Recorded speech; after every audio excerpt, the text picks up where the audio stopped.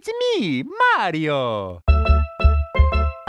Les morts 3D sont tous des bangers du jeu vidéo et c'est en partie grâce à ça que Nintendo est devenu connu. Et oui, avec les 11 millions de ventes de Mario 64, les 12,5 millions de ventes de Mario Galaxy 1 ou encore les 20 millions de ventes de Mario Odyssey. Mais maintenant, ça va faire 7 ans qu'on n'a plus de nouveaux jeux et tout le monde se pose la question, qu'est-ce que Nintendo nous prépare pour la suite? La première possibilité est un Mario Odyssey 2. Et oui, car la Wii qui a comme la Switch très bien marché avec un Mario Galaxy 1 et un Mario Galaxy 2. Donc ce serait évident que Nintendo sorte un Mario Odyssey 2 car ils n'ont qu'à rajouter de nouveaux mondes, des nouvelles captures et c'est réglé. Mais si ça serait aussi simple, on aurait déjà un Mario Odyssey 2. Et en plus, la Switch devient assez vieille et la nouvelle console Nintendo a été annoncée pour 2025. Donc malheureusement, si vous aurez aimé comme moi un Mario Odyssey 2, je ne pense pas qu'il arrivera. Et maintenant, la théorie la plus probable, celle de l'arrivée d'un open world. Mais alors, qu'est-ce que Nintendo va faire si la commune n'aime pas l'idée? Et il pourrait peut-être sortir un petit open world avec la sortie d'un remake pour voir si la commune kifferait. Et donc oui, vous l'avez compris, c'est exactement ce qu'ils ont fait avec Bowser Fury et ça a été un succès. Mais peut-être que Nintendo nous prépare quelque chose d'encore plus fou. Mais avant ça, si le prochain jeu était un open world, à quoi il pourrait ressembler? Premièrement, on pourrait imaginer 8 royaumes ou 8 îles, enfin 8 parties distinctes sur la carte, avec chacun leur mini-boss, leur style et leur royaume. Comme par exemple le royaume de la jungle avec des singes ou encore le royaume de glace avec des pingouins. Sans oublier le royaume champignon avec son château capturé par Bowser. Et en parlant de Bowser, je pense pas trop m'avancer en disant que ce sera le grand méchant du jeu. Et dans ce cas-là, on aurait deux possibilités. Premièrement, un truc comme dans Zelda Breath of the Wild et TOTK où on pourrait directement aller affronter Bowser. Même si je pense plutôt qu'on devrait finir tous les royaumes avant de pouvoir aller affronter Bowser. Et qu'on devra délivrer ou aller chercher quelque chose qui nous laissera accéder à Bowser. Maintenant qu'on a vu la quête principale, il manque quelque chose au jeu. Et ce quelque chose, c'est un compagnon comme Luma dans Galaxy, Jet dans Sunshine et finalement Cappy dans Odyssey. Et dans ce jeu, il devra répondre à un critère spécifique, celui du déplacement. Et oui, car qui dit open world dit grande map et qui dit grande map dit système de déplacement simple mais efficace. Et donc la première possibilité serait d'avoir un seul compagnon comme Plessis dans Bowser Fury. On pourrait donc avoir Yoshi ou encore un tout nouveau compagnon qu'on aurait vu nulle part ailleurs. Mais il y a aussi une autre possibilité, et là je vais peut-être partir un peu loin, mais on pourrait avoir plusieurs compagnons. Par exemple, après avoir fini le royaume de la jungle, on débloquerait Donkey Kong qui nous aiderait à monter dans les arbres et à nous déplacer plus rapidement dans le monde en général.